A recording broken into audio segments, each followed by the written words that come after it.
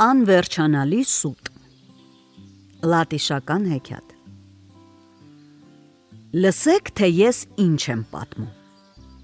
Տեսել եմ ես, թե երկնքում ոնց էին վազում երկու տապակած աքլոր և շատ արագ էին վազում, փորները երկնքի կողմը, իսկ մեջքները գետնին։ Զնդանն ու ջրաղացաքարը դանդաղ էին լողում։ Դաուգավայի մի ափից մյուսը շատ դանդաղ էին լողում,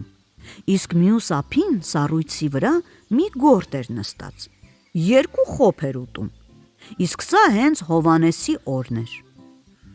Իսկ երեք գյուղացի որոշել էին կենդանի նապաստակ բռնել։ Գնում էին նրանք փայտե ոտքերի վրա, առաջինը կույր էր, երկրորդը համր,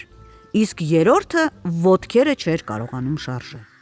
Բայց դե առաջինը, որ կույր էր, տեսավ նապաստակին, համրը կաղին ասաց, իսկ կաղն էլ բռնեց նապաստակին,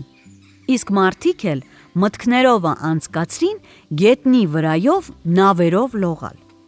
Լողում էին նրանք գարու և տարեկանի արտերով, լողում, մինչև որ հասան մի բարձր լեռան